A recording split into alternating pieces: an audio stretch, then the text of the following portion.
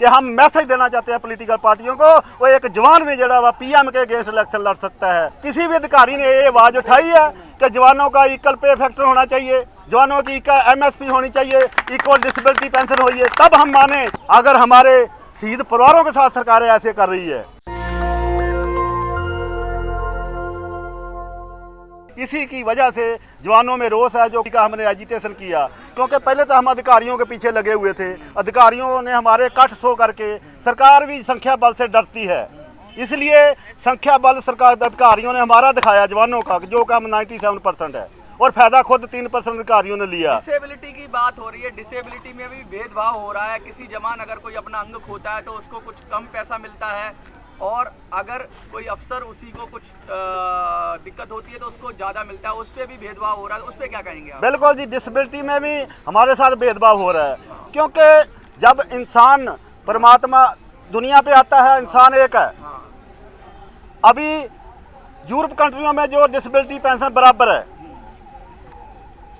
Disability के साथ साथ MSP की बात करता हूँ, मिलती जड़ा रिस्क पे है हमारी, वो उसमें भी हमारे साथ बहुत डिस्क्रिमिनेशन है। वो भी बराबर होनी चाहिए जैसे यूरोप कंट्रियों में है। लेकिन जहां हमारे एक जवान की अगर लत मान लो बाँह कटी जाती है, उसको 15 20 25 हज़ार रुपया 100% डिसेबिलिटी मिलती है। वहाँ ही एक अधिकारी की अगर लत बाँह कटी जाती है तो उसको 2.5 लाख 2,72,000। क्यों? जब कोई अधिकारी हॉस्पिटल में ट्रीटमेंट कराएगा, उसकी बाजू सोने की लगेगी और जवान की मिट्टी की। इतना क्यों फर्क है? कर रहे हैं। लगातार सरकारें ये कहती हैं कि भाई जवानों को बहुत हम ख्याल रखते हैं, वादे करती हैं। क्या वादे लगते हैं आपको? वादे जुमले हो रहे हैं या वादे पूरे हो रहे हैं? सर, वादे जुमले हैं। खाली हमारे प्राइम मिनिस्टर साहब दिवाली पे, होली पे जवानों के साथ लड्डू खिलाते हैं, लेकिन जवानों का वेलफेयर किसने देखना है? हमारे प्राइम मिनिस्टर ने देखना है। लेकिन वो अधिकारियों के बकावे में आके हमारे अधिकारियों ने सरकारों को गुमराह करके और अपने कठ दिखा के हमारे और सरकारों से, अभी हमारे कठ जब शुरू हुए हैं, कल 71 के बाद पहली एक एजुटेशन हुई है कि जवानों ने इतना बड़ा जो कट किया है, अभी सरकार को समझ लेना चाहिए कि अभी अगर जवान संख्या बल से डरती है, सरकार डरती है। अगर जहाँ 1 लाख बंदा कल दिल्ली में पहुँचा है, पूरे देश के कोने कोने से, सौदर साइड से, पांडिचेरी, तमिलनाडु, हिल एरिया से आए हैं लोग, पैदल चल चल के 100 किलोमीटर लोग पहाड़ों से उतर के इधर आए हैं। एक जवान अगर दिल्ली में पहुंच गया, समझ लो उसके पीछे 100 बंदा होता है। मिक्स रिएक्शन ज्यादातर देखने को मिला है जवानों के अंदर। अभी मोदी सरकार से इतना उनको गुस्सा नहीं है, उन्हें उम्मीद है। कुछ लोगों को गुस्सा है, कुछ लोगों को उम्मीद है। आपको क्या लगता है कि क्या सब एक मत हो पाएंगे या सरकार इनमें भी फिर फूट डाल देगी? देखो जी, गुस्सा जवान में पहली दफा इतना फूटा है जो कल आपने देखा है, पहले नहीं था।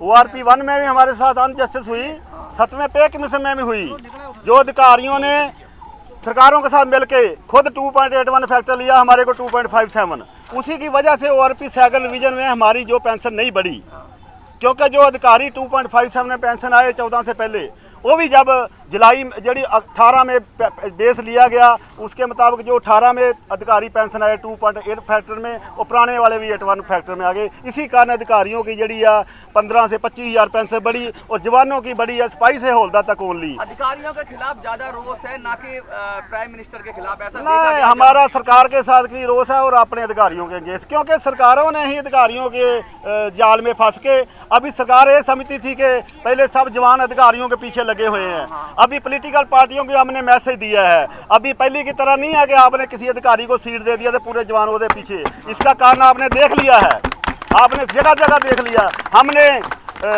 बनारस से जड़ा तेज बहादुर को इलेक्शन में क्यों उतारा? इसलिए उतारा था ये पॉलिटिकल पार्टियों को, अधिकारियों को मैसेज देने के लिए। हम भी वो वहाँ बनारस में रहे, उसमें उसको तेज बहादुर को उतारा, इसलिए प्राइम मिनिस्टर के केस उतारा था। इसलिए नहीं उतारा था कि हमने वहाँ जाके जीतना है, मोदी जी को हराना है। हमने इसलिए उतारा था कि हम मैसेज देना चाहते हैं पॉलिटिकल पार्टियों को, वो एक जवान भी जड़ा वा पीएम के अगेंस्ट इलेक्शन लड़ सकता है। और दूसरा, हरियाणा में जब इलेक्शन हुई, किसी पार्टी ने अगर किसी अधिकारी को सीट दिया, हमने विरोध किया, क्योंकि अधिकारियों की वजह से हमारे को अपने हक नहीं मिले। हमने वहाँ विरोध किया। जितने भी अधिकारियों ने किसी भी पॉलिटिकल पार्टी से सीट लड़ा, सारों की जमानत जब्त हुई। ज्यादातर सरकार अधिकारियों के कंधे पे बंदूक रखकर जवानों के ऊपर वार करती है, ऐसा देखा जाता है। खुद पीछे छुपी रहती है, अधिकारियों को आगे कर देती है। तो आपका गुस्सा अधिकारियों की तरफ होता है ना कि सरकार की तरफ। अब आप समझ गए हैं क्या कि सरकार से लड़ना है ना कि अधिकारियों से? सरकार से भी लड़ना है, अधिकारियों से देने पे हक हमारे को सरकार ने है, हाँ, लेकिन विश्वासघात हमारे साथ है। हमारे अधिकारियों ने सरकारों के साथ मिली भुगत करके किया है। हम अधिकारियों को, ठीक है, हमारे बच्चे, जवानों के बच्चे, जेसीओ जवानों के बच्चे अधिकारी बनते हैं फौज में, लेकिन मान लो सिविल में कई हमारे जवान बोलते हैं यार सब अधिकारी जड़े ऐसे नहीं होते, कई सोचते भी हैं, मान लो सोचते हैं, लेकिन आज तक किसी पाए कितना भी अच्छा अधिकारी हो, पाए हमारा ही बच्चा क्यों ना हो, किसी भी अधिकारी ने ये आवाज़ उठाई है कि जवानों का इक्वल पे फैक्टर होना चाहिए, जवानों की MSP होनी चाहिए, इक्वल डिसेबिलिटी पेंशन होइए, तब हम माने कि अधिकारी सब खराब नहीं है, कुछ अच्छे भी हैं। लेकिन आज तक कोई भी अधिकारी जवानों के ये जो हमारा धरना प्रदर्शन इसमें आके कह दे पब्लिकली कि मैं जवानों की मांगों का समर्थन करता हूं, हम अधिकारी को अपने कंधों के ऊपर उठाएंगे। 2024 के लिए क्या संदेश है सरकारों को आपकी तरफ से, जवानों की तरफ से? 2024 में चुनाव है जो तय करेगा। हम किसी भी सरकार के अगेंस्ट नहीं है, ये धरना प्रदर्शन हमारा किसी पॉलिटिकल पार्टी के अगेंस्ट नहीं है। बच्चा रोएगा नहीं तो माँ दूध नहीं देगी। हम रोने आए हैं, अपने हक लेने आए हैं, अपने संवैधानिक तरीके से हक लेने हैं, और बाकी एजिटेशन, पीसफुली एजिटेशन करके हमने हक लेने हैं। संविधान ने हमारे को अधिकार दिए हैं कि हम अपने हक की मंगा वास्ते आप संघर्ष सरकार तक आवाज़ पहुँचा सकते हैं। हमने डिफेंस मिनिस्टर को 11 दफ़ा अपने मेमोरेंडम दे चुके हैं, पहले मीटिंगें भी कर चुके हैं, क्योंकि हमारा संख्या बल नहीं था। पहले हमारे संख्या बल ज़्यादा अधिकारियों के पीछे था, लेकिन अभी हमारे पास संख्या बल भी आ गया है और हमारे साथ पढ़े लिखे लोग भी हैं। अभी हम एक बैनर के तले, जो कल इतना आज इकट्ठ हुआ है, पूरे जेसीओ जवान जड़े इकट्ठे हुए हैं पूरे देश के कोने कोने तो एक बैनर के नीचे कोई किसी, ठीक है, पहल हमने संघर्ष कमेटी ने किया, क्योंकि हम 14 नवंबर को हमने जो यहाँ रैली किया था उसमें जितने भी देश की जथेबंदियाँ आई थी उनकी सहमति से उन्होंने हमारे को ये मान बख्शा के पंजाब वाले पहल करेंगे, जैसे किसानों ने किया ऐसे हमने हमारे को मान बख्शा, हमने पहल किया, हमने प्रोग्राम दिया और पूरे देश की जेसीओ जवान संस्थाओं को अपील किया, और उस हमारी अपील के ऊपर पूरा जेसीओ जवाना की जितनी भी देश के विचों हमारा समर्थन मिला। और उसके बाद हमने कल जो है एक संयुक्त एक साझा प्लेटफार्म तैयार किया। ये किसी एक जथेबंदी का, किसी इंडिविजुअल का कोई ये एजिटेशन नहीं है। पूरे तमाम हमारे जेसीओ जवान, वीर नारियाँ, शहीद परिवार, हमारे बच्चे जो कम उम्र में शहीद हो जाते हैं जो बॉर्डरों पे, ORP 1 में भी हमारी डिसेबिलिटी जड़े लिबर लाइफ फैमिली पेंशन ले रहे हैं हमारे शहीद परिवार। आप देख लो 52 नंबर टेबल और 9 साल की सर्विस, ना तो उनको ORP 1 में उनको कोई फ़ायदा हुआ और ना ORP 2 में। अगर हमारे शहीद परिवारों के साथ सरकारें ऐसे कर रही है तो बाकियों के साथ क्या करेगी? सॉरी सर, मैं आपकी बात काट रहा हूँ। जो अपना जो मेल मिलाप है, मेल मिलाप नहीं, अपना 14 एक्ट है, उसके अधीन जो ऑफिसर और जवानों का जो है फर्क नहीं दिखाया गया।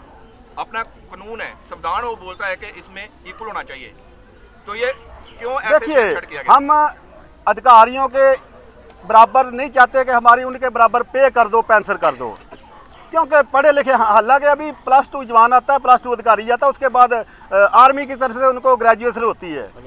अलाउंस, हमारी लड़ाई अलाउंस बराबर होने चाहिए। क्या हाईएलटी में जवान को ठंड कम लगती है और अफसर को ज़्यादा लगती है? नहीं लगती। तो क्या जवान जरा मिलिट्री सर्विस पे है, जवान बॉर्डर लाइन पे होता है, उसकी लाइफ को ज़्यादा रिस्क है?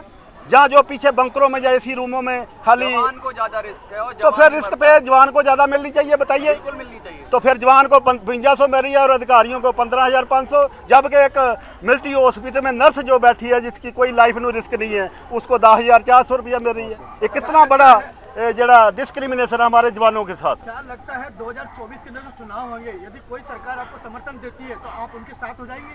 बिल्कुल नहीं, असी किसी सरकार के समर्थन में नहीं है, किसी पॉलिटिकल पार्टी के समर्थन में नहीं जाए, पावे के हमारे साथ है, हमारी मांगों मांग है जो भी, अगर सरकार चाहे कोई भी हो, बाकी कुछ नहीं। अगर सरकार हमारी मांगे मान लेती है तो हमारे को किसी भी संगठन को, जो साझा मोर्चा, हमारे को किसी को बताने की जरूरत नहीं बनेगी कि किस पार्टी को वोट देना है। लोग अपने आप समझदार है, जो हमारा सोचेगी सरकार हम उसका सोचेंगे।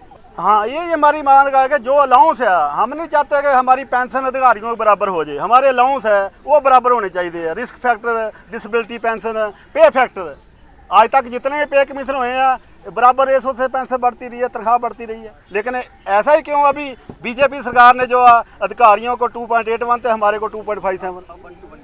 अच्छा सर, एक लोग हाँ, दूसरा ये जो हमारे देखो मोदी जी ने 15 में भी एक अनाउंस किया था कि मेरे जो प्री मेचर जवान 70% से ज़्यादा प्री में आते हैं, जबकि वो अपना टर्म एंड कंडीशन जिस टर्म एंड कंडीशन में भर्ती होते हैं 17 साल में साइन करके, उस 17 साल के बाद ही प्री मेचर आते हैं, उनको कोई घर की प्रॉब्लम हो जाती है।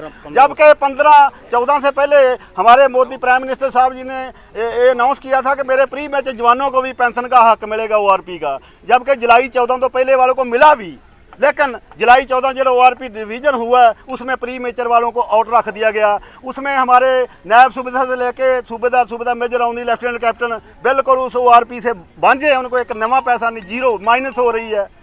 खाली जवान का बड़ा सिपाही से हवलदार तक, वो भी इसलिए बड़ा है कि जो नए जवान जो MACP लेके आ रहे हैं, नए जवान और पुराने जड़े जवान 6 से पहले वाले उनको MACP का नहीं मिला, तो इसलिए उनकी पेंशन बढ़ गई है। लेकिन अगला जड़ा 24 का ORP 3rd डिवीजन होना है, उसमें हमारे सिपाही से लेकर राउंडरी कैप्टन तक, सिपाही से सूबेदार मेजर से आगे आउट हैं, लेकिन सिपाही से हवलदार तक भी आउट हो जाएंगे ORP डिवीजन 3rd ਦੇ ਵਿੱਚ 24 ਦੇ ਵਿੱਚ। इसलिए हमारा जड़ा हम पूरे सैनिक समाज को जागरूक कर रहे हैं कि अपने हकी मंगा वास्ते आओ, हमारा साथ दो, ताकि हम संवैधानिक तरीके नाल सरकारों से अपने जड़े हक ले सकें। कोई पॉलिटिकल पार्टी आपके समक्ष आती है और मंच साझा करते तो आप करने देंगे उन्हें साझा? पॉलिटिकल पार्टी, मैं जवाब देता हूँ, मेरे ऊपर विश्वास है ना आपको। पॉलिटिकल पार्टियां आएंगी, बहुत कल भी आए थे, लेकिन जो भी पॉलिटिकल पार्टी हमारी यहाँ समर्थन में आना चाहती है हम मना नहीं करेंगे, लेकिन हम स्टेज साझा नहीं करने देंगे। अच्छा सर, कुल मिला के जो है अफसरों ने JCO और जवानों का इकट्ठ दिखा के उन्होंने अपना फायदा ले लिया है, तो ये सच है सर?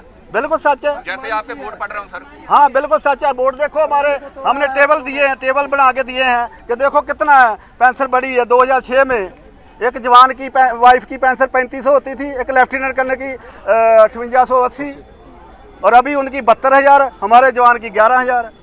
अगर उसी रेशो से बढ़ती तो हमारे जवान की भी जो 35,000 कम से कम पेंशन होनी चाहिए, विडो पेंशन। अभी हमारे जवान तो हमारे जेडे साबका सैनिक जहाँ शहीद हो जाते हैं, जहाँ जेडे साबका सैनिक की डेथ हो जाती है, वो तो अपना परिवार पालने के फुल पेंशन जो भी 50% पेंशन मिलती है, जब उसकी डेथ हो जाती है तो उसके परिवार को 1/3 पेंशन। अभी जब के वो विडो की रिस्पॉन्सिबिलिटी बढ़ जाती है, आदमी जब जीता हो तो कोई ना कोई अलग और भी कोई काम कर लेगा, बच्चे पाल लेगा, बच्चों को पढ़ा लेगा। जब विडो हो जाती है, विडो कैसे 11,000 में अपने बच्चे पालेगी? नेशनल दस्तक की आपसे गुजारिश है कि अगर इसको बचाना चाहते हैं तो नेशनल दस्तक को सब्सक्राइब करने के लिए रेड कलर के सब्सक्राइब बटन को दबाएं, फिर बेल आइकन की घंटी दबाएं। नेशनल दस्तक को बचाने के लिए बहुत जरूरी है कि हर खबर को शेयर करें, लाइक करें, कमेंट जरूर करें।